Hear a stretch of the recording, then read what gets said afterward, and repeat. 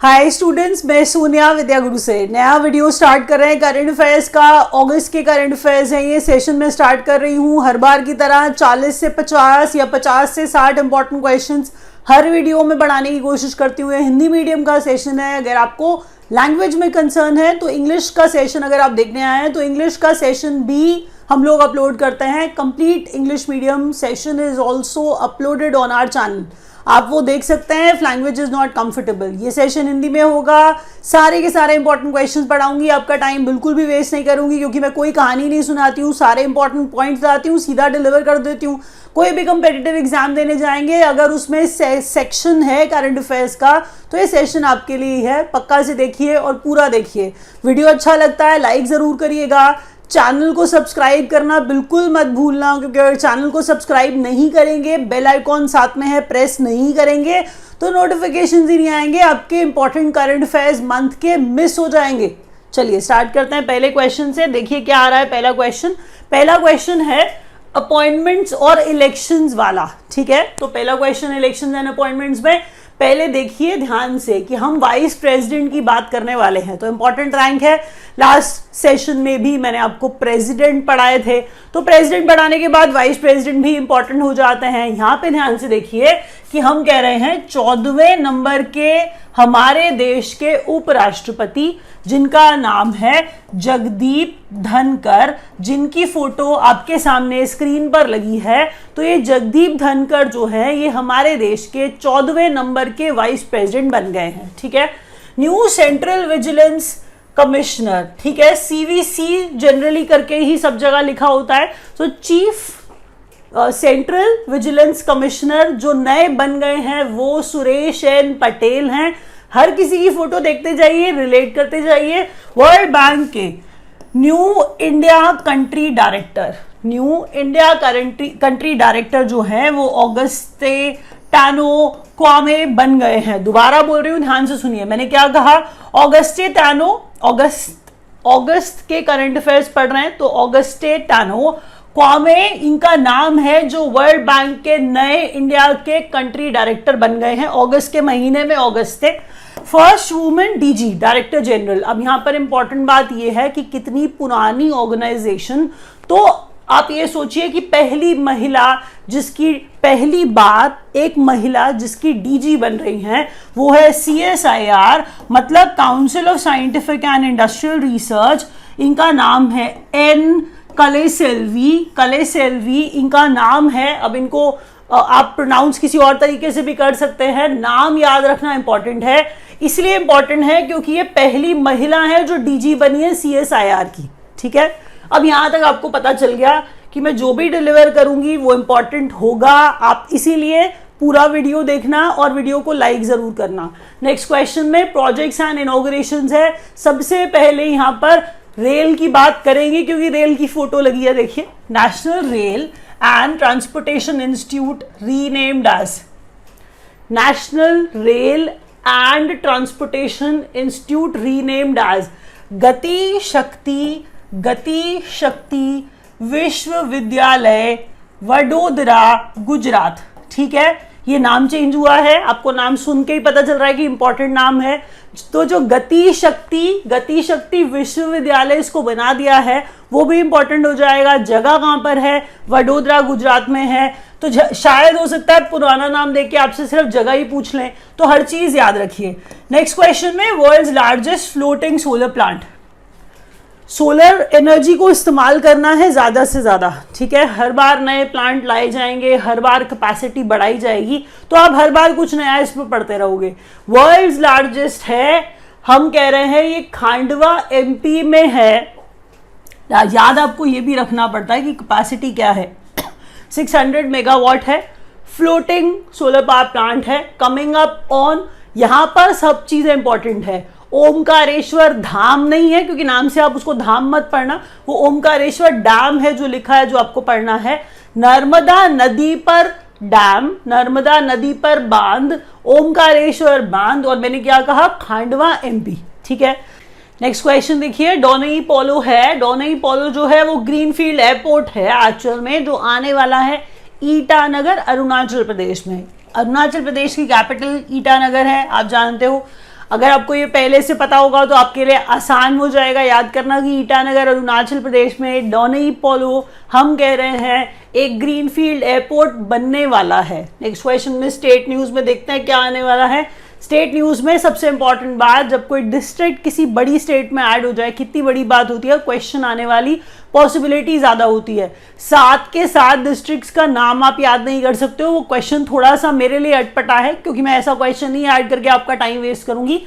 आपको total number जानना है। जैसे अगर मैं कहूं कि 30 टोटल डिस्ट्रिक्ट्स हैं वेस्ट बंगाल में, अब क्योंकि 7 नए ऐड हुए हैं तो एग्जाम में क्वेश्चन ऐसे ही पूछा जाएगा ना, कितने नए डिस्ट्रिक्ट्स ऐड हुए हैं, तो 7 नए डिस्ट्रिक्ट्स ऐड हुए हैं, इन्हें याद रखिए। फिर नेक्स्ट क्वेश्चन में इंडिया का पहला AI पावर्ड डिजिटल लोक अदालत comes up in Rajasthan. Advance हो रहे हैं, हम कह रहे हैं कि हम दिखा रहे हैं कि हम लोक अदालत चला रहे हैं, वो भी आर्टिफिशियल इंटेलिजेंस पावर्ड। आपको ये बात याद रखनी पड़ेगी, पहली बार ऐसा हो रहा है, राजस्थान स्टेट ये कर रहा है। इंपॉर्टेंट क्वेश्चन है, याद रखिएगा पक्का से। State to launch its own online cab, या फिर आप इसे ई टैक्सी सर्विस कह लीजिए। स्टेट की अपनी तो नहीं होती है। अब केरला का आपने थोड़े दिन पहले पढ़ा भी था कि अपना इंटरनेट सर्विस भी लॉन्च कर दिया, तो इससे देखिए सीधी बात है कि रोजगार के अवसर भी बढ़ते हैं। अगर आप यहां पर देखें कि ई टैक्सी और ऑनलाइन कैब चलाएगा स्टेट गवर्नमेंट खुद का अपना, तो सीधी बात है बहुत कुछ इससे अच्छा होने वाला, अच्छा हो जाता है एक्चुअल में। तो केरला सवारी के नाम से चलाएगा ई टैक्सी ऑनलाइन कैब। स्टेट कौन सा? केरला। ठीक है, नेक्स्ट क्वेश्चन देखिए। Chief minister's breakfast scheme launched in government primary schools of Tamil Nadu. तो तमिलनाडु की बात हम यहाँ पे कर रहे हैं। ठीक है, तमिलनाडु की बात हम यहाँ पे कर रहे हैं। हम जब भी तमिलनाडु के बारे में कुछ अच्छा पढ़ते हैं तो आपको ये चीज मोटिवेट करनी चाहिए कि बच्चे अगर स्कूल में बुलाने हैं, बहुत गरीब लोग हैं, अफोर्ड नहीं कर सकते कि उनके बच्चे स्कूल में पढ़ें, तो उनको ऐसे अट्रैक्टिव ऑप्शंस दिए जाते हैं कि बच्चे बाहर भूखे हैं बेचारे, तो वो अगर स्कूल में आएंगे तो उन्हें ब्रेकफास्ट दिया जाएगा, उन्हें मिड डे मील दिया जाएगा। तो तमिलनाडु ऐसे काम में टॉप पे रहता है, अच्छा ऐसे इनिशिएटिव लेता रहता है। तो तमिलनाडु के बारे में ही chief minister's breakfast scheme, school में गवर्नमेंट प्राइमरी स्कूल में ब्रेकफास्ट मिलेगा, तमिलनाडु की ये स्कीम है, पक्का से प्लीज याद रखिएगा। नेक्स्ट क्वेश्चन देखिए। स्पोर्ट्स न्यूज में जाते हैं एक बार। अच्छा, अब आप पढ़ोगे कॉमनवेल्थ गेम्स और अब आप कहोगे बहुत सारे गोल्ड मिल गए, आप वो तो पढ़ा ही नहीं रहे हो, तो उसके लिए एक और वीडियो लेके आएंगे जिसमें आपको सारा का सारा कॉमनवेल्थ गेम्स के बहुत सारे गोल्ड वाले रेसिपिएंट्स, मतलब जिन जिनको गोल्ड मिला है वो सब पढ़ेंगे। अभी सिर्फ इतना पढ़िए। इंपॉर्टेंट क्वेश्चन जो मुझे लग रहा है, फ्लैग बेयरर, ओपनिंग सेरेमनी और क्लोजिंग सेरेमनी वाले कॉमनवेल्थ गेम्स हैं। ठीक है, यहां से स्टार्ट करते हैं।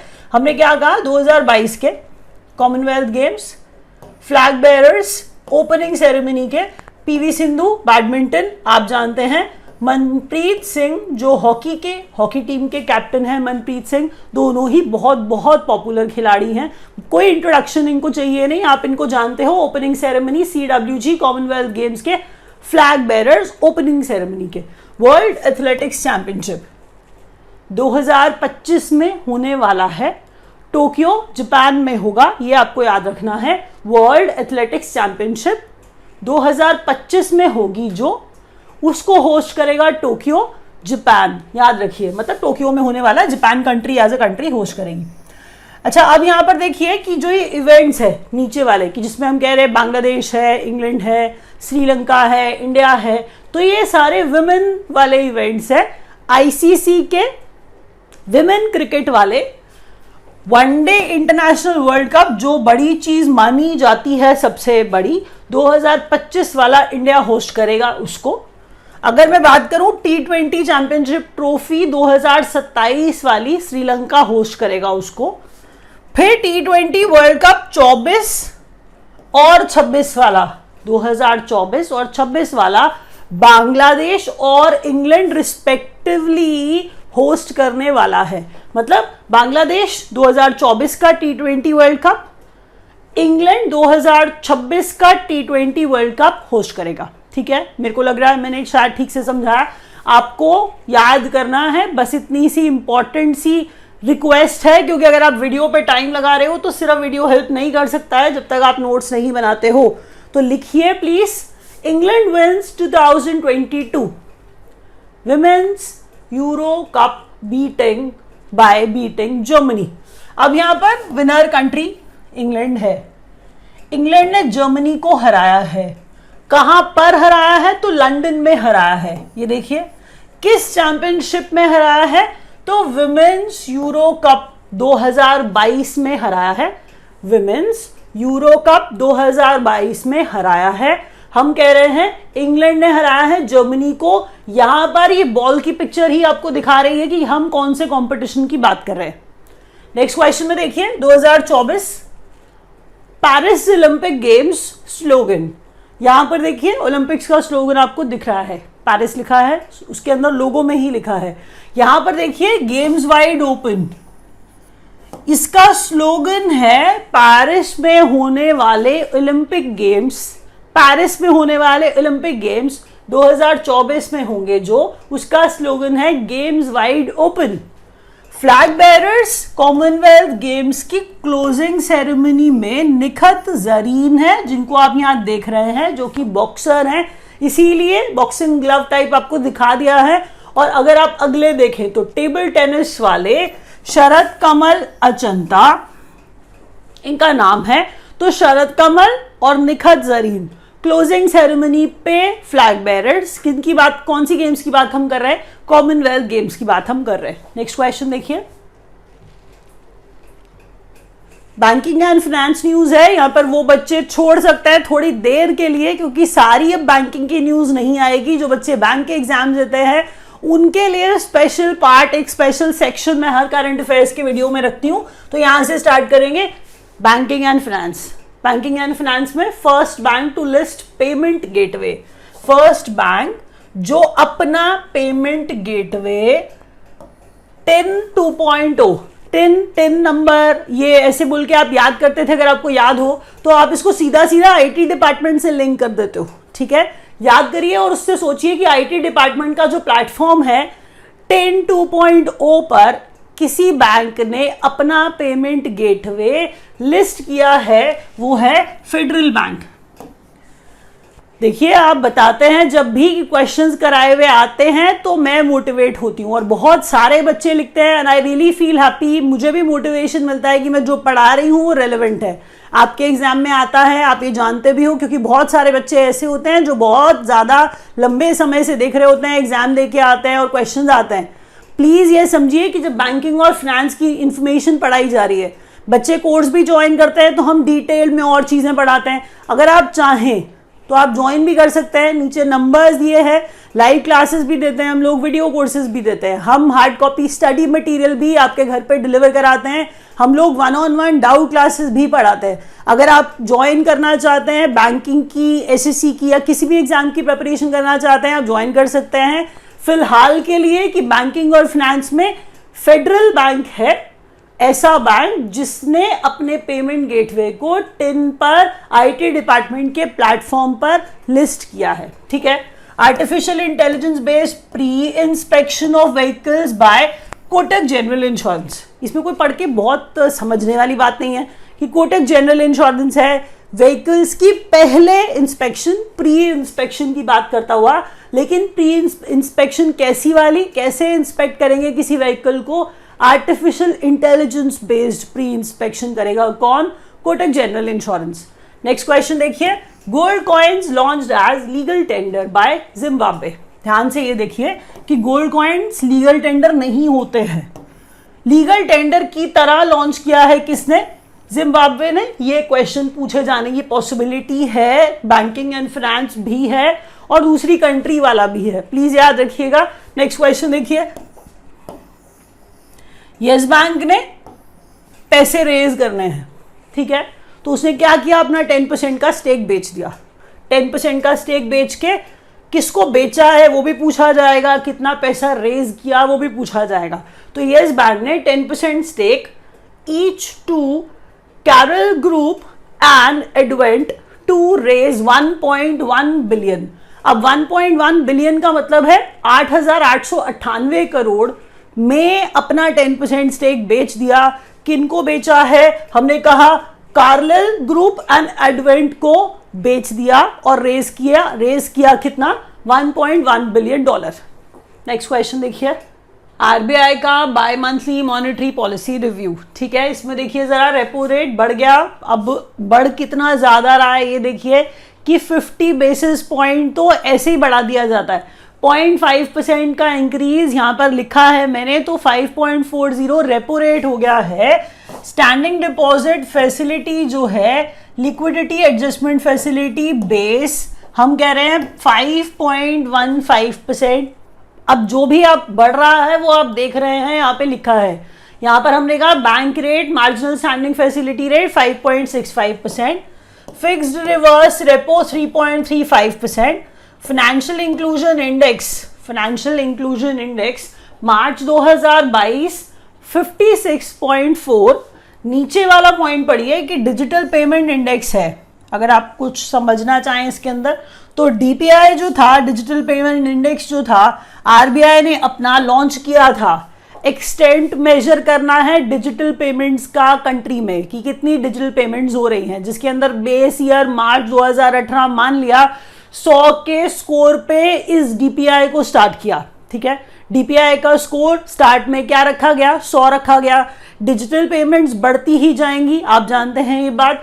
तो डिजिटल पेमेंट इंडेक्स जो है अब 2022 में उसका स्कोर, जिसको 100 बेस पे मान करके स्टार्ट किया गया था मार्च 2018 में, 349.30 पर पहुंच गया है। प्लीज ध्यान रखिए कि digital payments index March 2022 349.30, base of DPI March 2018 100, ये मैं आपको बता चुकी हूं। नेक्स्ट क्वेश्चन देखिए, अब यहां से बाकी सारे स्टूडेंट्स भी ज्वाइन कर सकते हैं क्योंकि ये क्वेश्चन आपके एग्जाम में पक्का आने वाले हैं। डिफेंस न्यूज में क्या क्या इंपॉर्टेंट चीजें पढ़ने वाले हैं देखिए जरा।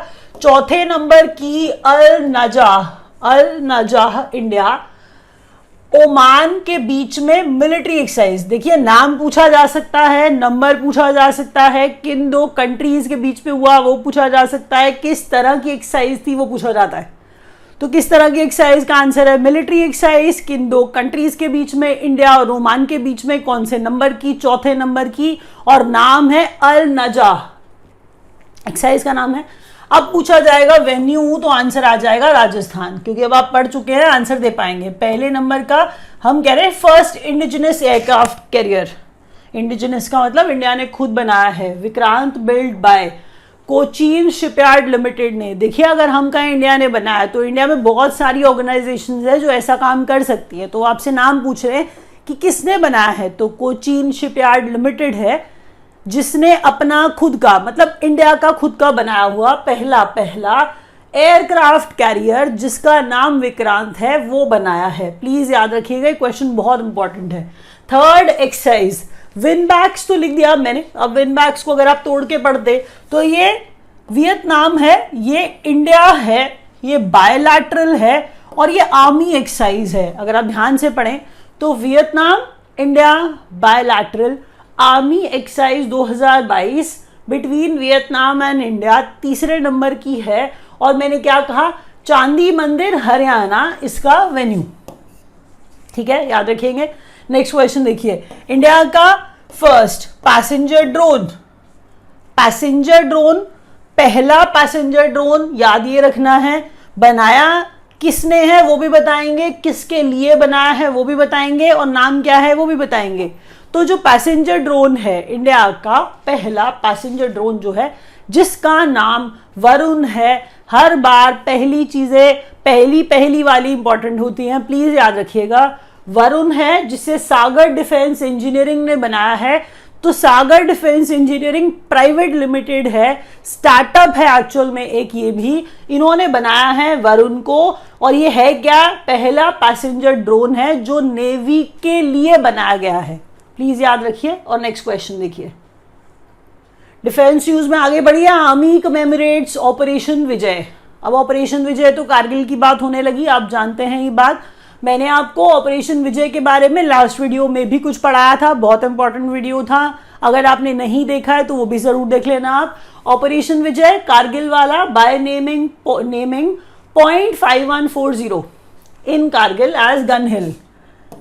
अच्छा ये देखिए, ये .5140, ठीक है, द्रास के अंदर, मतलब आप ये समझिए कारगिल में .5140, ये इंपॉर्टेंट पॉइंट माना जाता है। इसीलिए कारगिल पे विजय जो है हमने पा ली, मतलब जब कारगिल वॉर था तो उसमें हमने हरा दिया दुश्मन को, तो हम कह रहे हैं कि इस चीज से इंपॉर्टेंस जो है और ज्यादा उसको कमेमोरेट कर रहे हैं। तो ये .5140 को गन हिल के नाम से नाम जो है वो दे दिया गया। दोबारा पढ़िए, आर्मी कमेमोरेट्स ऑपरेशन विजय बाय नेमिंग .5140 एज गन हिल।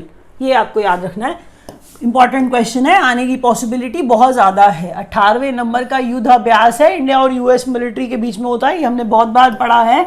तो मिलिट्री एक्सरसाइज है, इंडिया और यूएस के बीच में है, युद्ध अभ्यास है, अक्टूबर 2022 में होगी, ओली उत्तराखंड इसका वेन्यू होगा। नेक्स्ट क्वेश्चन देखिए, first all women independent maritime reconnaissance and surveillance mission in North Arabian Sea Dornier aircraft, मतलब क्या है पहले सुनिए। पहली, सब हम कह रहे हैं ऑल वुमेन इंडिपेंडेंट, सिर्फ विमेन की बात कर रहे हैं। दूसरा हम कह रहे हैं कि मैरीटाइम है, मैरीटाइम मतलब हम नेवी वाली बात कर रहे हैं कि नेवी ने कंडक्ट कराया है, उसमें हम कह रहे हैं कि ये सर्वेलेंस मिशन है। रिकॉनेसेंस का मतलब अगर आप नहीं जानते तो सर्वेलेंस से, सर्वे से, ऐसा करके याद करिए, युद्ध अभ्यास से, युद्ध परीक्षण से याद कर लीजिए। तो रिकॉनेसेंस है, हम कह रहे हैं सर्वेलेंस मिशन है जो नॉर्थ अरेबियन सी में नेवी ने कंडक्ट कराया। ऑल वुमेन हम कह रहे हैं किस एयरक्राफ्ट को यूज किया गया, उसके लिए डॉनियर एयरक्राफ्ट को यूज किया गया। बस इतना ही बता रही थी। नेक्स्ट क्वेश्चन देखिए,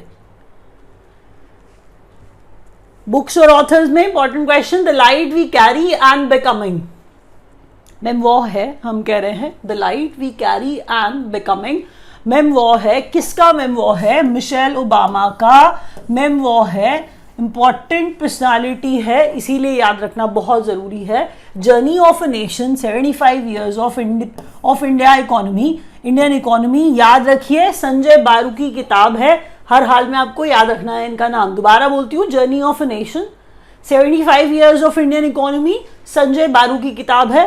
आप उनकी पिक्चर देख पा रहे हैं ऊपर, देखिए, new edition of Viswanathan Anand memoir Mind Master. Mind Master तो आप वैसे भी आंख बंद करके ऐसे नाम से ही जो है जोड़ लेते ही किसकी किताब मान लेते, आप इनकी किताब मान लेते। हम कह रहे हैं न्यू एडिशन आया है, माइंड मास्टर पहले किताब है, मेमोर है, किसका है, हम कह रहे हैं ये विश्वनाथन आनंद का ही मेमोर है, लेकिन हम कह रहे हैं दोबारा से इसको एडिट किया, न्यू एडिशन लाया इसका, तो माइंड मास्टर का नया एडिशन विश्वनाथन आनंद का मेमोर है।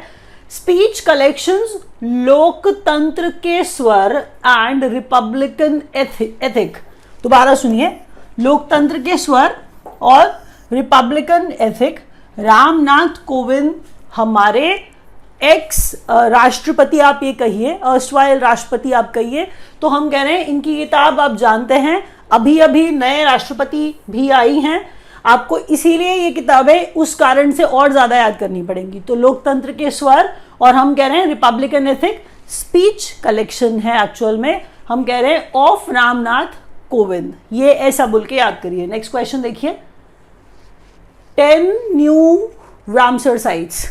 अब इसमें यहाँ पर हम क्या कह रहे हैं, रामसर साइट्स मैंने आपको पिछले वीडियो में पढ़ाया था, तब तक मैं 54 पढ़ा के हटी थी और अब ये 64 पे पहुंच गई हैं।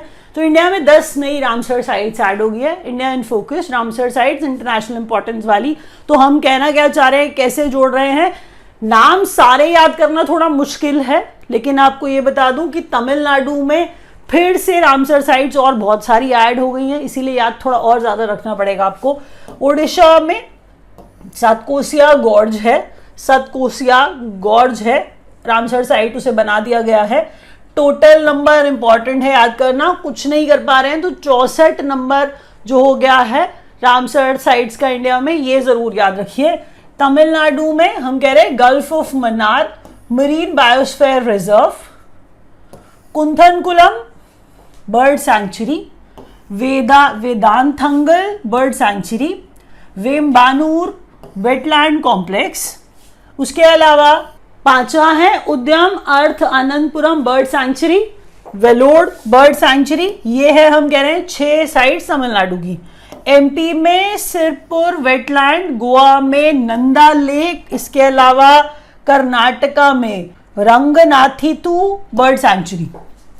तो ये याद रखिए सारी की सारी चीज़ें, सारे के सारे रामसर साइट्स कोशिश करिए याद कर सकते हैं तो, नहीं तो सिर्फ इतना याद कर लीजिए कि 64 हो गई हैं इंडिया में रामसर साइट्स। यहाँ पे रैप अप कर रहे हैं। वीडियो अच्छा लगा होगा लाइक कर दीजिएगा। अगर आपको नहीं समझ में आया, लैंग्वेज कंसर्न था, तो इंग्लिश के वीडियो पे स्विच कर जाइएगा। Thank you so much for watching.